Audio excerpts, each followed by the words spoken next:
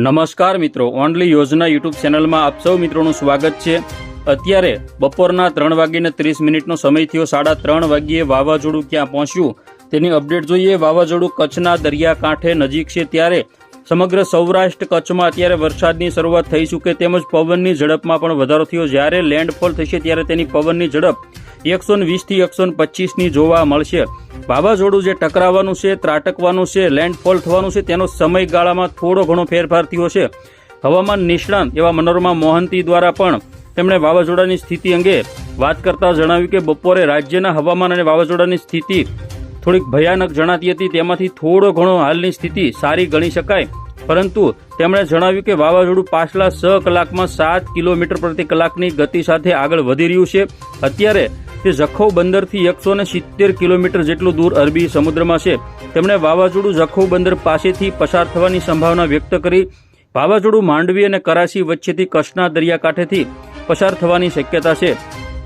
મનોરમા મોહંતીએ વાવાઝોડું દરિયાકાંઠે ક્યારે પહોંચશે તે અંગેની સંભાવનાઓ વ્યક્ત કરી અને જણાવ્યું કે સાંજના સમય દરમિયાન કલાકો સાંજના એટલે કે 8 વાગ્યાથી 8:30 વાગ્યા સુધી અથવા તો 8:30 વાગ્યા કરતાં વધારે સમય લઈ અને 10 વાગ્યા સુધીમાં વાવાઝોડું ટકરાઈ શકે। તેની પવનની ઝડપ 115 થી 125ની રહી શકે છે।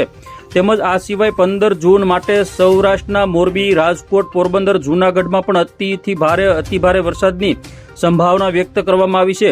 તેમજ ઓરેન્જ એલર્ટ પણ આપ્યું છે। સુરેન્દ્રનગર, બોટાદ, ભાવનગર, અમરેલી, ગીર સોમનાથ સહિત ઉત્તર ગુજરાતના બનાસકાંઠા, સાબરકાંઠા, પાટણ, મહેસાણા, ગાંધીનગર, અમદાવાદ, આણંદમાં પણ ભારે વરસાદ સાથે યેલો એલર્ટ આપવામાં આવેલું છે।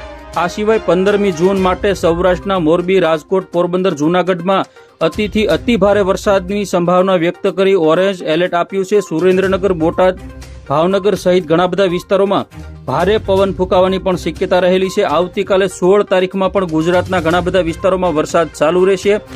ગઈકાલની વાત કરીએ તો ગઈકાલે પણ ગુજરાતના 97 જેટલા તાલુકામાં વરસાદ વરસ્યો છે। અત્યારે પવનની ઝડપની જો વાત કરવામાં આવે તો ગુજરાતના ખાસ કરીને સૌરાષ્ટ્રના જે વિસ્તારો છે જેમાં ભાવનગર, અમરેલી, બોટાદ આ બધા વિસ્તારોમાં 60 થી 65 કિલોમીટર પ્રતિ કલાકની ઝડપે જોટાના પવનો ફૂંકાશે। તેમજ વાત કરીએ તો દેવભૂમિ દ્વારકા, પોરબંદર તેમજ જૂનાગઢ, ગીર સોમનાથ, મોરબી, જામનગર આ બધા વિસ્તારોમાં 80 કિલોમીટર આજુબાજુ પવનની ઝડપ અત્યારે દરિયા કિનારાના વિસ્તારોમાં જોવા મળે। તો કચ્છના વિસ્તારોમાં અત્યારે ભારે પવન ફૂંકાવાનું ચાલુ થયું છે। વાવાઝોડાએ તેનું રૌદ્ર સ્વરૂપ દેખાડવાનું ચાલુ કર્યું છે। રાત્રે ભારેથી અતિભારે વરસાદ પણ પડવાની શક્યતા રહેલી છે। ક્યારે ન બની હોય તેવી ઘટના વરસાદની બની શકે કચ્છ માટે। તો ફરી વખત મળીશું નવી અપડેટમાં 5:30 વાગે। જોતા રહેજો